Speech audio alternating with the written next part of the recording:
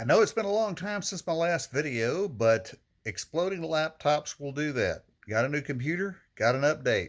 Stick around.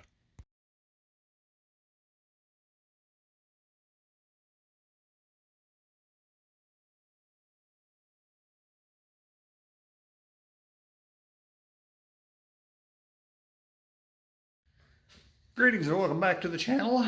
And not haven't had much to report lately, but I got some news today. And plus I've been busy getting things ready for the Cobra build. As I'm sure you've probably seen from previous videos, my shop is usually in a moderate to severe state of disaster. And as a result of that, room has been in a premium and everything else. But since that time of the last video, taking the 32 to the location for body and paint, I have been doing some cleaning in the shop, getting it ready and doing some reorganizing and things of that nature to get everything ready to get the Cobra on the way. So check out what I've done. And as you can see, I've gotten some shelves where I've started to do categorizing things. The plan is this first group of shelves is 32 parts, second group of shelves is going to eventually be Cobra parts. And of course, I've moved things around. I've gotten a new bench because my bench space was at a premium, so I've moved things around here. As you can see, I finally actually can see the top of my bench, which is a remarkable thing and a fairly new happening in this shop.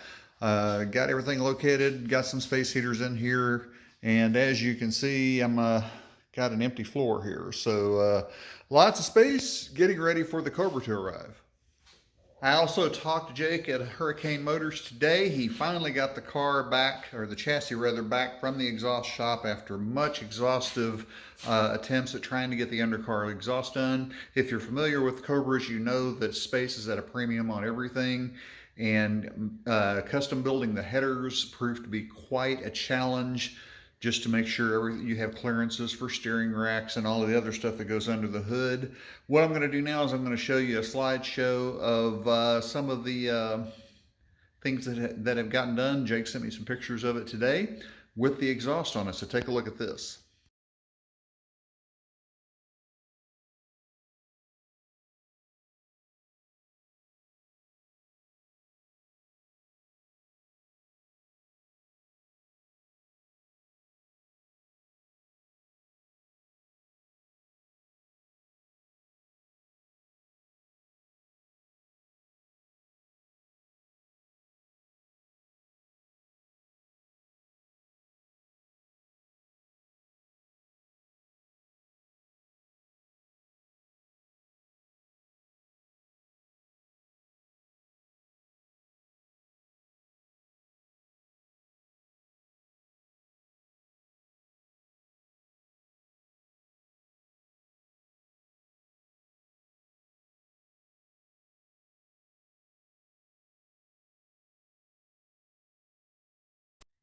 Essentially now, in a few weeks, I will be going back up to the location where the coupe is and start body work, so I'll definitely film some of that and get some updates on the progress getting the 32 ready to paint.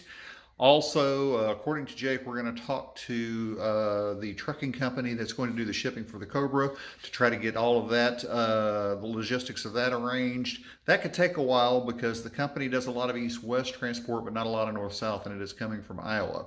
I also have discovered, I actually discovered this some time ago, but it is public news now, Hurricane Motors is actually up for sale.